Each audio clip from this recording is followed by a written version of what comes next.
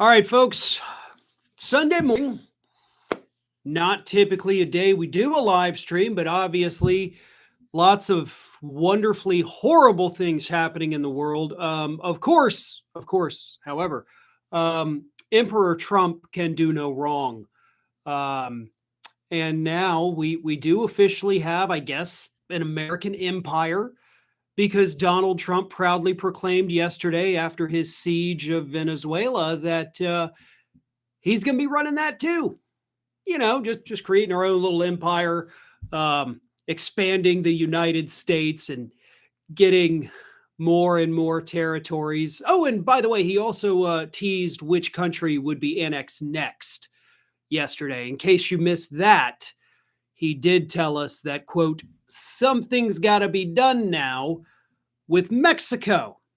So I guess once we get, Venezuela kind of under control here, then we're going to go into Mexico. So Canada, you're going to have to wait a little bit before you can become the 51st state. I know you guys are like so anxious for it. You're like, man, really thought we were going to be annexed next.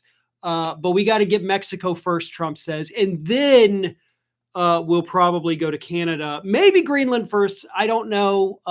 They haven't fully released the order of countries we're going to start taking over. But, Nigeria, Iran, also somewhere on that list. Not quite sure where. But yeah, that's what's happening. And what I love about this, obviously, is the fact that I did something that I rarely ever do yesterday. And that is I started going through comments, not on my channel, but I did go through comments on other people's videos. I went through comments on their Instagram where they were talking about this issue. And I saw a lot of people, allegedly from Venezuela, talking about how, like, we're happy. We love this. And of course, somebody in my chat yesterday mentioned that that was happening in Venezuela.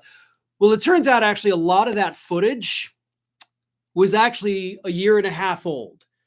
So all of those celebrations, I'm not saying they didn't happen, but it definitely didn't happen the way that it was originally portrayed in the media, because again, that footage was a year and a half old.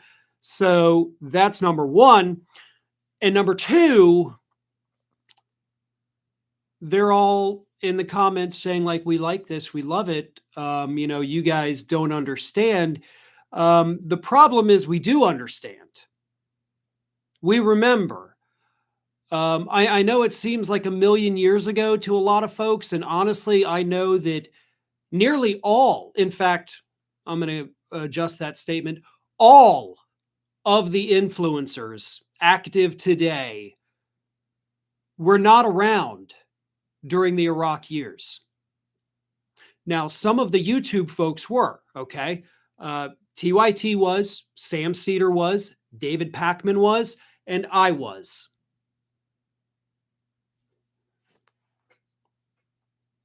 We covered this.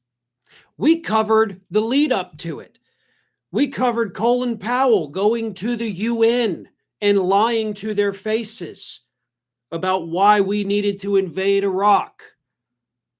Okay, there really are just a handful. And I'm not saying the other people don't understand the issue. They absolutely do. Please do not get me wrong on that. But what I am saying is that, like, we've all covered this story before. The only thing that changed are the names and the faces. Okay, that's it. I mean, hell, Donald Trump, literally, when he announced that the U.S. was going to run Venezuela, he was almost word for word quoting the W. Bush administration from back in the day, right? Talking about how, well, we're going to run it until we can, of course, orchestrate a peaceful transfer of power. That's exactly what they said. All the way back in 03, 04, right after Saddam Hussein was captured. And it's what Trump said in 2026 after Maduro was captured.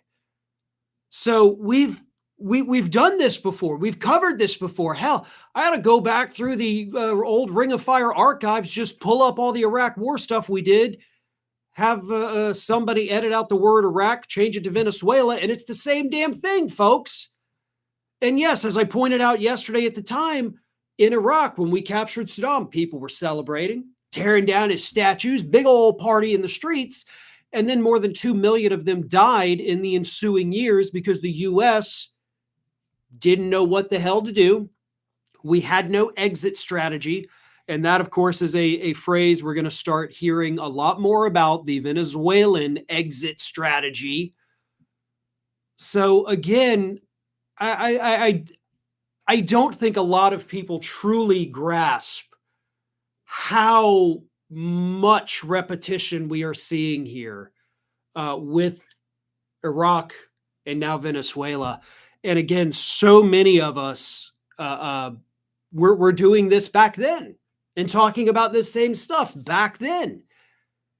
We're playing our greatest hits at this point. But Donald Trump. Oh, and listen, this comment here says, "Oh, we see it. No need to talk down to us." I'm not talking down to you guys. I am talking down to the individuals who are out there saying that, no, this is a good thing. Okay, trust me, I am not talking down to this audience. I am not talking down to any of the other influencers out there. I'm talking down to the people who were around, as human beings. They were alive during those years, but they absolutely didn't pay attention. They didn't learn anything. And now they're acting like, no, this is totally good. The US can do this. So, I'm not, please don't take it as me talking down to any of you folks. I'm definitely not doing that. And I'm not putting down any other, YouTubers or influencers by any stretch. I'm just saying that as somebody who has done this before, the reactions that we're seeing in the comments, like I mentioned, from people allegedly from Venezuela, y'all don't know U.S. history. It doesn't work out well for the occupied country when the United States comes in as the occupier. There hasn't been any time in modern history where that has worked out well for any of the parties involved. So that's what I'm trying to, convey here. But I do think Donald Trump, obviously a guy who can't even handle staying awake through his announcement that he has taken over Venezuela, I don't think he's up for the task of running two countries. The man can't even run one country, and now he's got to run two. But don't worry, because he told us yesterday, of course, that he's going to have some help. Okay, he's not going to be doing it all by himself. He has, in fact, enlisted Pete Hegseth and Marco Rubio. Those will be the two dudes helping Trump run Venezuela. Particularly, he said, the oil fields. Rubio and Hegseth, guys who have no experience in the oil industry to begin with, but nice to know that you're not even trying to hide what, in fact, this is all about. It's about the oil. That's why we're there. Hell, you know who else kind of let it slip that this is about the oil? Chevron. Chevron has been operating in Venezuela actually for over 100 years, 103 years now. But they actually released a statement yesterday. And they said, we're happy to announce that we will fully work with the Trump administration on Venezuela's oil reserves. So Chevron's like, oh, hell yeah. Let's come on, US. We're already down here. We've got all the equipment. Come on, give us the contracts. We're ready to go. So for anybody who thinks, no, this was about drugs, this was about Maduro and the human rights abuses he was carrying out. No, it's not. It absolutely is not. Chevron out there chomping at the bit, letting these folks know that they're ready and willing to receive whatever government contract they want to throw their way. That's what this is about. It's about the oil. That's why we seized the tankers, right? I mean, those clearly didn't have drugs on them, but we want that oil. And that is what's going to happen. So again, much like Iraq, we're going to look at a situation where the United States is going to come in. We're going to start bringing in our own oil companies, other ones in addition to Chevron, and they're basically going to divide up the country. Venezuela is sitting on the largest proven oil reserves on the planet. On the planet. And all of these companies operating here in the United States have been wanting to get in there for years. Chevron, of course, there for 103 years. So they basically got grandfathered in when the Venezuelan government mostly nationalized the petroleum industry. So Chevron was allowed to operate. All the rest of our companies were not allowed to go in there. Similar, again, I hate to keep saying it, but just like it was with Iraq. We weren't allowed to be in there, but once we overthrew the government, we immediately reached out to our oil companies and sent them all over there. So it's the same situation, and that's what's going to be happening in Venezuela. That's actively what they're working on. So Hegseth and Rubio, as Trump said, they're not necessarily there to make sure that we get a new president, that we set up elections for the Venezuelan people. No. They're there to go draw up the maps, divide them up evenly among U.S. oil companies so that they can go and make massive profits. Another thing to point out too, folks, do you remember what happened with the invasion of Iraq? What that also coincided with, even though we started getting that oil? That's when gas went from like 99 cents a gallon. When George W. Bush took office, that's how much an average gallon of gas was in the United States, 99 cents. I know because I was, 19 years old. I was driving, having to pay for my own gas. But it jumped up to over $4 a gallon, the largest, fastest jump in gasoline prices that this country has ever seen. Which is weird because we suddenly had access to the oil, and yet we get screwed because they can. And so perhaps that's a thing that happens now. If you think this is going to result in cheaper gasoline for you, you haven't learned your history because that's not how it worked out in the past. And I don't think that's how it's going to work out this time either. As I mentioned briefly at the start of this, though, this is something very important. Donald Trump has already laid out his next target. And the next target, of course, is Mexico.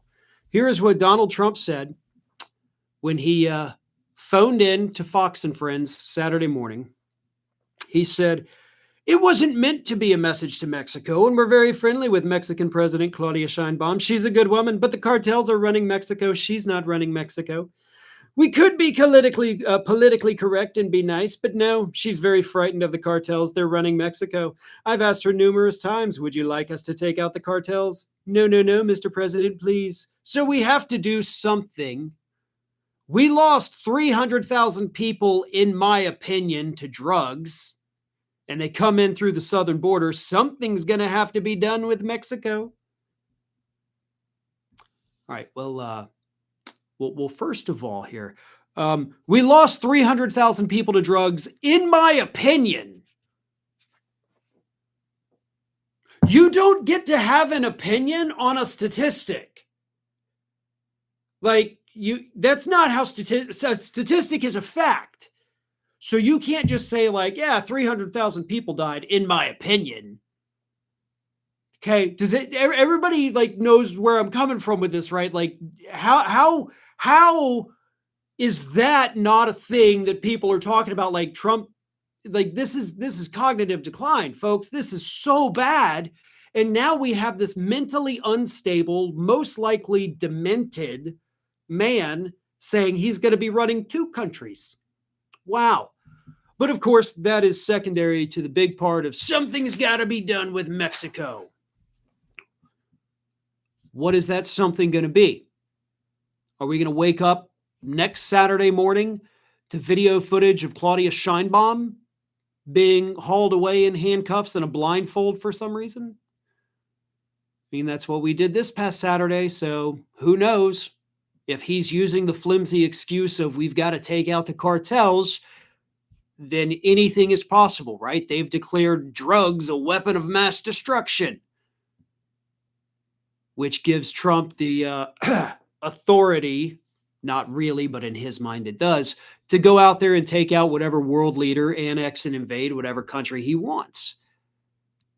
And he's already laying the groundwork to be doing that with Mexico, just hours after he did it with Venezuela. So this whole thing is just beyond insane, not to mention the fact that Donald Trump, of course, himself admitted on that Fox and Friends call that he was watching it from Mar-a-Lago. And it was like watching television. We loved it. We were watching it. We were all watching in a big room. We were watching. He said the word watching about 5 different times in the span of 2.5 sentences, which again, symptom of dementia, the repetition and all of that. But yeah, this man is crazy. I don't think there's any other way to say that. I don't think there's a polite way to say it. I don't think there's any reason to sugarcoat it. The man is crazy. And the people of Venezuela are the ones who are going to find that out very quickly if they do not already know it. Some super chats here. V-Man says, Farron, Trump has already made his first mistake. His sidelining of the opposition will naturally push them to ally with the Chavistas as they gain nothing from collaborating with occupying forces. He has already, as you pointed out here, the opposition leader came out. She's the one who, by the way, won the Nobel Peace Prize. And he came out and said, she's a good woman, but she's not popular with the people. She can't run the country. So that's a great point by V-Man there. Like, yeah, you've already, the people who you kind of need on your side, you've now been like, yes, but you're not good. You can't do it. But it doesn't matter. Trump has no plan whatsoever to actually hand this country over until he can find a little hand-picked puppet to sit in that throne of power. Emperor Trump is going to continue to run it. Super chat here says, cheap gas. Are we tapping the hot air coming from the White House? That would be a good source. No plan. I agree. He is making everything up as he goes along now. I don't even know that he's making it up. I think he's just, something pops into his head and he's like, yeah, do it. Because there's no filter anymore. There is no restraint as he's gotten older, as his psychological problems have gotten worse, as his neurological problems have gotten worse. He's lost the ability to regulate himself. So there is no more self-control. Every little crazy thought that pops into his head, he does it. So, and look, a great example too. Also yesterday, he shared a video on True Social, a video of a conservative, whatever, suggesting that Tim Walz had Melissa Hortman assassinated. That's where we're at. The president is now sharing conspiracy theories that a Democratic governor had a Democratic lawmaker murdered because he thought she was going to run against her for governor. So it's beyond insane. And honestly, I'm lacking the adjectives to properly describe at this point how bad Donald Trump's mental state is, physically and mentally. I mean, I'm talking about the physical structure of his brain and his mental capacity itself, the psychological portion of it. There's just nothing left. There's absolutely nothing left of it. So we're dealing with a madman who now firmly believes that he can take over another country, arrest their president. Again, it hauled him off in the aircraft carrier in handcuffs and a blindfold.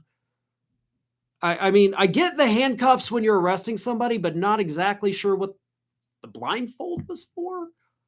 Like, was there going to be a surprise? Like, oh, by the way, happy birthday, here's a cake. No, I shouldn't make light of the situation. Obviously, it's horrible, but, humor is kind of my defense mechanism, I guess. Another super chat from V-Man says, all these right-wing bozos cheering this on will be the first to hide when he wants to send them to fight the Chavistas in the Amazon rainforest. I agree. And listen, to their credit, there are a couple MAGA folks out there that are super pissed about it. Marjorie Taylor Greene, of course, I don't know if she would still be considered MAGA, but I guess she is. Candace Owens came out against this. So, yeah, a couple of the MAGA folks, I guess, are out there saying, you have now betrayed us. We're not happy with this. And a great comment here. I want to read it before it goes away. Remember the Epstein files. Yeah. And a couple weeks ago, I literally said Donald Trump is going to launch an invasion of Venezuela to distract the country from the Epstein files. Honestly, that may have been more than a month ago. I sat right here and said that. And that is exactly what this is. Obviously, they want the oil, so there is the oil aspect of it. But overall, this got people not talking about the Epstein files. And of course, the most recent batch of files that came out did have the worst information possible about Donald Trump. Maybe, allegedly fathering a child with a, preteen girl, the murdering the baby in a lake. So yeah, again, that's all alleged. Don't want to get sued by anybody, but that's what the documents suggested. We don't know what actually happened. Just trust me, folks, trying to cover my legal basis here. Trump loves to sue people, so let's not have that happen. Imagine how veterans who fought in Iraq 10 years ago will react seeing their kids go to fight in Venezuela today. As I've said before, I live in a community here that is surrounded by 3 major military bases, all within about, 30 minutes of each other. And so we've got a lot of veterans here. We have a lot of active duty service members here, but we have a lot of retired military as well. And my wife and I, when we were driving around the other day, I had this realization, and yes, this is relevant, trust me. In the state of Florida, I'm not sure how other states work because it's the only one I've paid attention to. We have special license plates for disabled veterans. They all start with the letters DV for disabled veteran. And we were driving, and I noticed there's one, there's one, there's one, there's one, and then there was another one up there. I counted 6 total. At that very moment, around our car, 6 different disabled veterans. And it just made me kind of have this moment where I'm like, my God. And most of them are young guys. They're young. They're younger than me. And these are people that we sent over there in this war based on lies. And they came back, with some kind of significant, permanent, traumatic injury. And that just still continues to this day get overlooked. And that really does drive me crazy. And as somebody who really, sees these individuals every day, that's the cost of war. That's the cost of war that people will read about in a headline. And then as soon as they click off the article or set the newspaper down, it's out of their head. But again, living in this area that it has such a huge military presence, we see it every day. And it's truly heartbreaking that it happened and that it continues to happen and that it's going to continue to happen, because Trump even admitted, he said, we're not above putting boots on the ground in Venezuela to help with the whatever. So boots on the ground is already on the table, if not already in motion.